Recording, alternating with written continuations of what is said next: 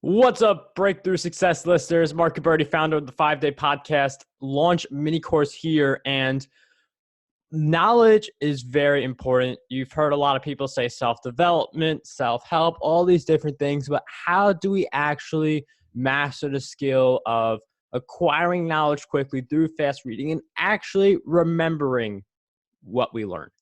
That's what we're going to talk about in this episode with our guest today, who is a serial entrepreneur, best-selling author, and keynote speaker. He started at the age of 16 an e-commerce company. It would go on to become one of Inc.'s 5,000 fastest-growing companies in America before he sold it in 2011. Our guest has also been one of the top-performing instructors on online learning platform Udemy and has snowballed the success into the launch of his rapidly growing information products company, SuperHuman Enterprises. Our guest who joins us is none other than Jonathan Levi. Jonathan, welcome to the show. Thanks so much for having me, Mark. I'm really happy to be here. Jonathan, I'm so happy to have you on Breakthrough Success. And I feel like we all understand how important it is for us to acquire information to learn, but we all have a limited amount of time. And then there comes we have to retain the information. So I'm wondering if you could talk a little bit about fast reading first and just some ways we get better at that. And then we'll talk about retaining. Yeah, all right. I'll break my rule, which is I always tell people you got to improve your memory before you improve your reading speed. But we can talk about speed reading, and as long as you promise me, Mark, we're going to talk about memory. Definitely. So there's a couple of things wrong with the way most people read. And first off, I want to preface this by saying I am not selling the type of snake oil speed reading that has gotten people fined by the Federal Trade Commission. I'm not selling the 5,000 word per minute. The science doesn't support any of that. In fact, there's a lot of research disproving speed reading. And what those studies found is that comprehension significantly declines at around 600 words per minute and starts to really drop off at 750 words per minute. Now, interestingly enough, our method is we market it and teach it that we can get you up to 600 to 800 words per minute. So we're operating in that span. And what the research finds about the world's fastest readers is that they do a couple different things differently. One, they take in larger groups of words. Now, you can never change the way your eyes perceive visuals, right? You're always going to have the same fovea, which is kind of think of it as like the focal point of your eye. You're never going to be able to change it. But what you can do, and in fact, many military programs and the Navy trains you to pay attention to the stuff in the paraphobia. Teach your brain that although it's a little bit blurry, you want to pay attention to it. So that's fundamental number one. Fundamental number two, many people don't realize that while your eyes are in motion, they're not actually taking in new information. Your brain does this thing called saccadic masking, often referred to as saccadic blindness. So when you're moving your eyes, the optic nerve actually shuts off. Now, most people move their eyes for every single word, right? You actually, by the way, cannot make smooth movements of your eyes unless you're tracking a moving object. So we jump from word to word, right? The problem is when you're doing that, you're spending a lot of time with your optic nerve shut off. So we train people to move their eyes 2 to 3 times per line and take in larger groups of words. From there, once you do that, you'll be able to reduce but not eliminate the voice in your head that reads the words to you, and you'll start to see words as visual symbols, which is a lot faster. Visual processing is a lot faster than auditory processing. And from there, it's about optimization, right? Moving your eyes in the right positions on the page so you're not spending a lot of time reading in the margins. Does that make sense? That's the really high level version of speed reading. Yeah, I like that. I mean, I've done a little dabbling in this, like no product of mine or freebie or anything like that, but I've just like understand, like, you read multiple words per line. I know that there's a point where your eye goes to the next line a little earlier than what most people do, where they get to that margin point where it's just blank white space. I mean, that's definitely like a lot of the stuff Jonathan is saying is spot on. But one of the things that, we do definitely want to cover, which we're going to get into right now, is that memory part, because you could say, look at me, I read Mark's book in 10 minutes, but what did you get from it? So how do we truly retain the information that we get from these books rather than just show off that we could read quickly? Yeah, that's the operative question, right? And I found, Mark, so I struggled a lot with learning. I could show you report card after report card of me just failing as a student. And I didn't just struggle with academic learning. I struggled with social learning and athletic learning. And I was just the slow kid.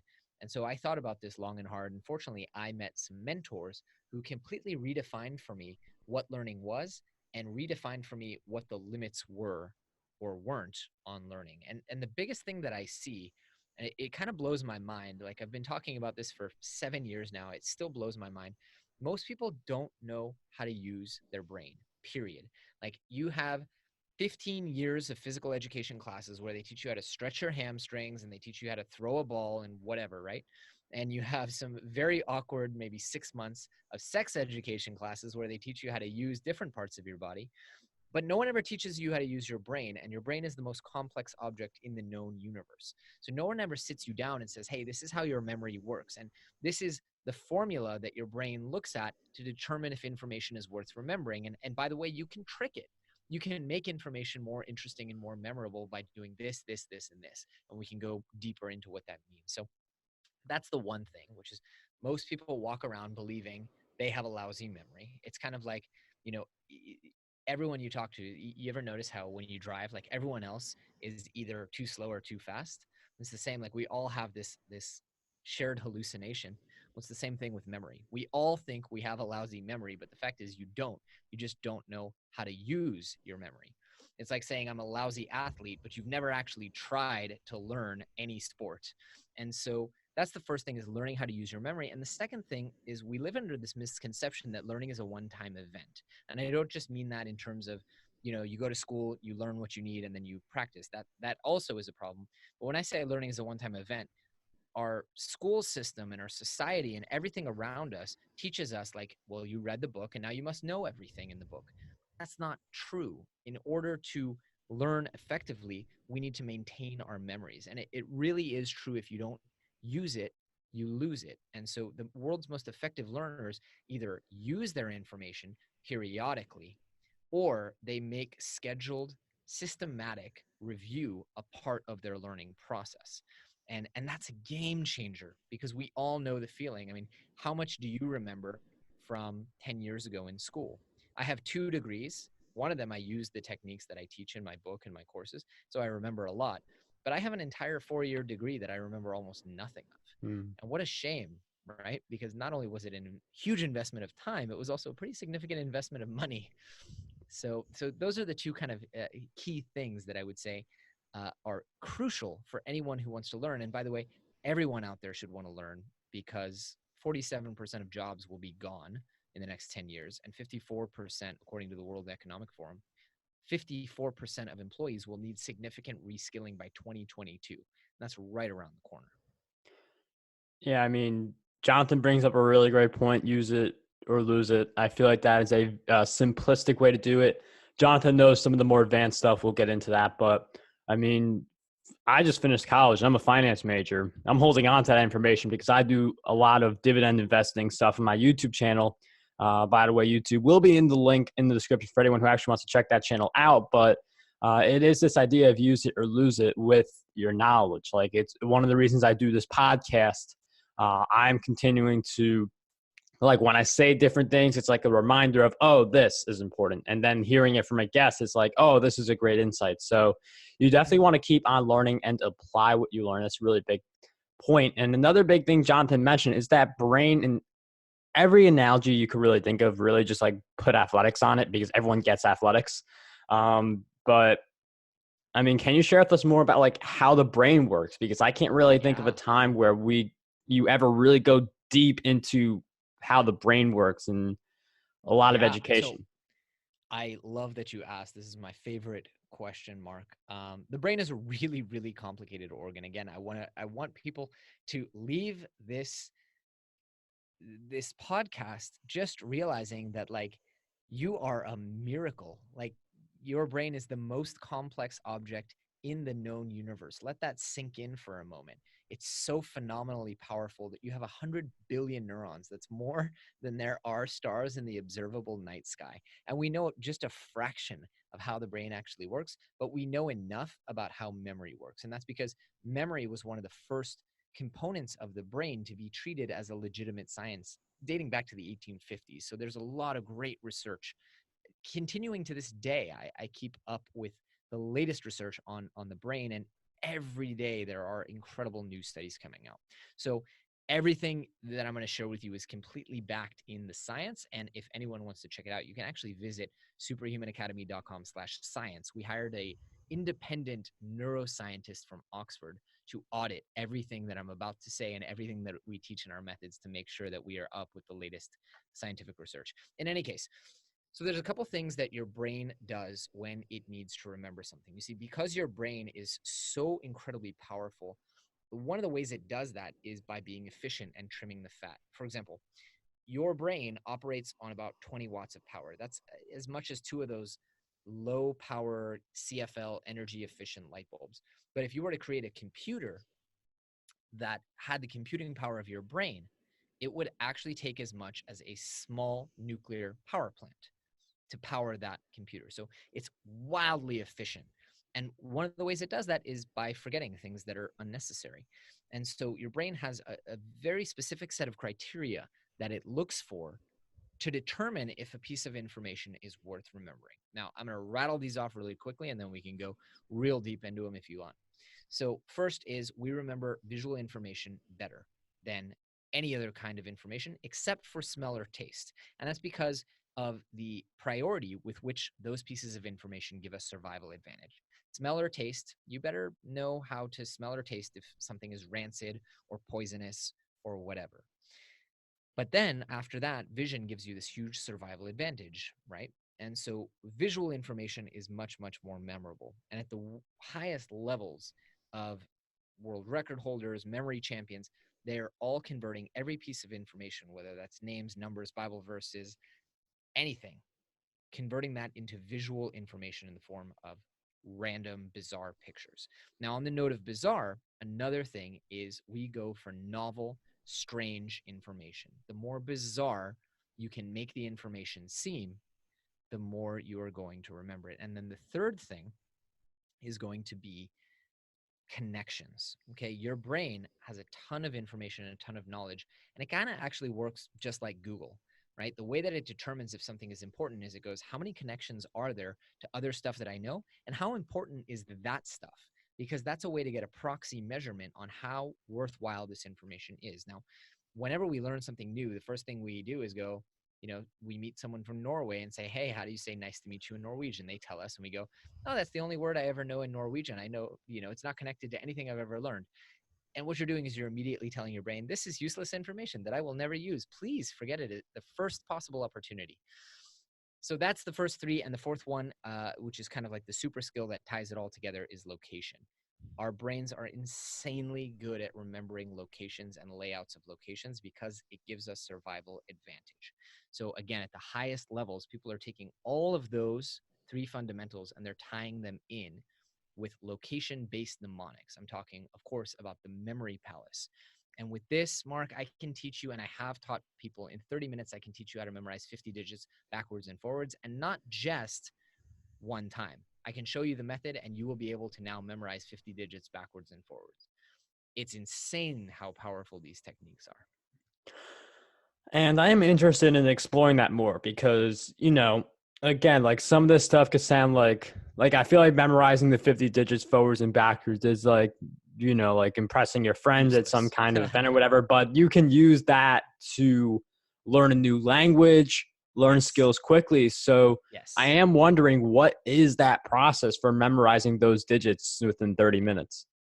Yeah, really cool. Well, so actually memorizing the digits itself, I could teach it to you in 30 minutes. I can do it in under 2 minutes. And I'm nowhere on the scale of memory champions. I mean, I'm really, really good at teaching this and getting people good results. I don't compete. But the world record right now for memorizing a deck of cards is 12.96 seconds. You use some perspective. People can memorize 14,000 digits in an hour. So pretty incredible feats.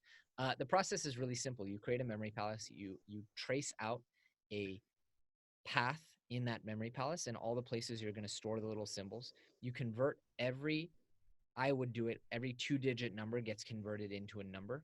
or into a symbol, I'm sorry, there is a system out there called the major method that you can use to do this. So for example, 99 for me is Bob from Bob's Burgers. 22 is none, the none from Mrs. Doubtfire.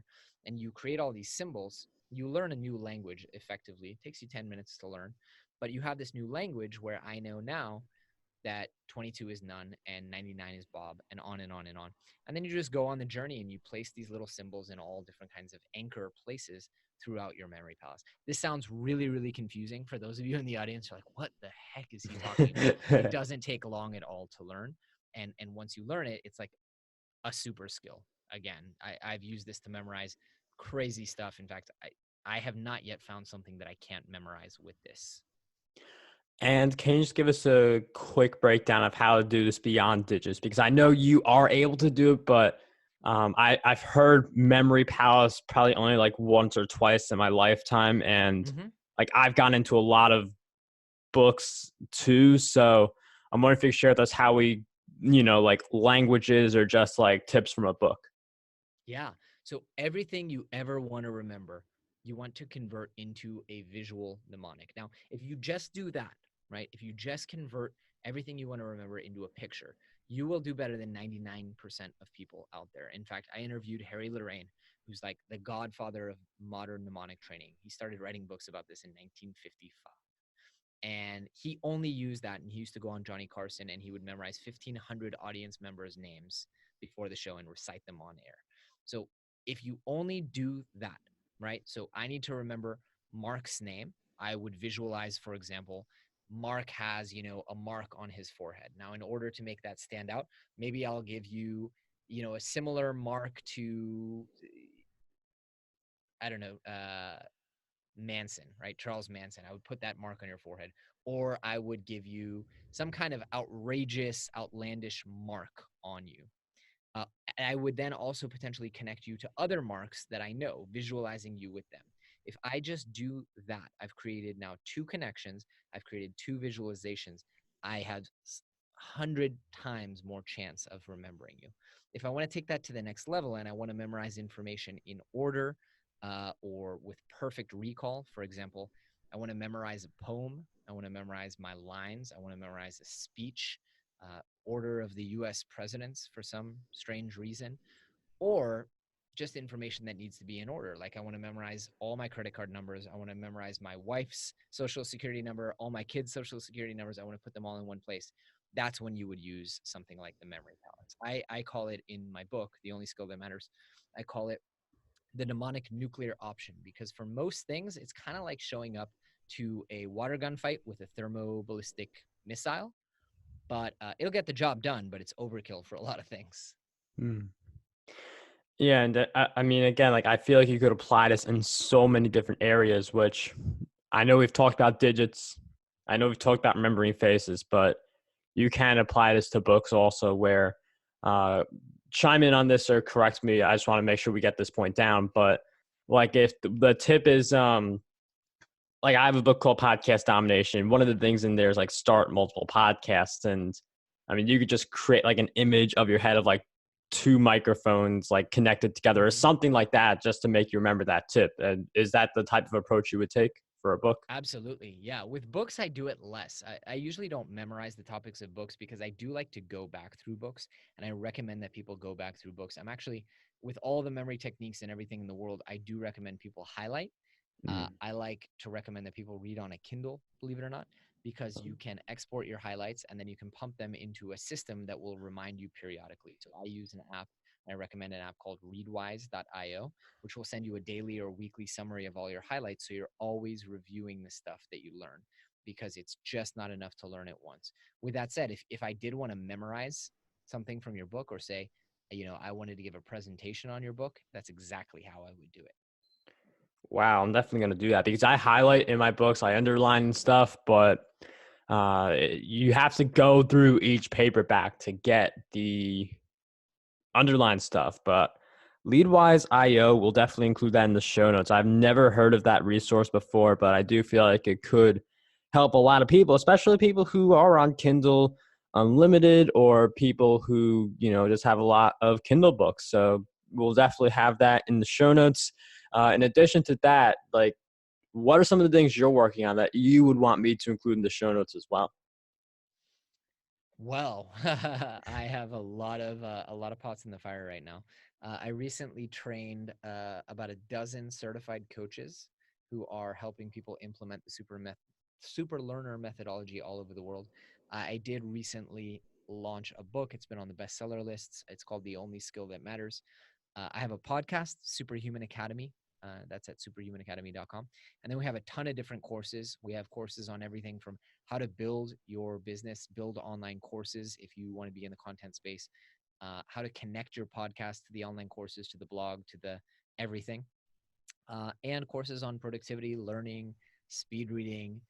I'm all about the human optimization. So we have tons of courses with tons of really, really great thought leaders that we've partnered with. That's definitely a lot of great resources, which will all be in the show notes. I definitely recommend you guys check that out because Jonathan has been really spot on with a lot of great insights throughout this episode. And I do want to thank you for taking the time to come on Breakthrough Success and share all of your great stuff with us. My pleasure. Thanks for having me, Mark.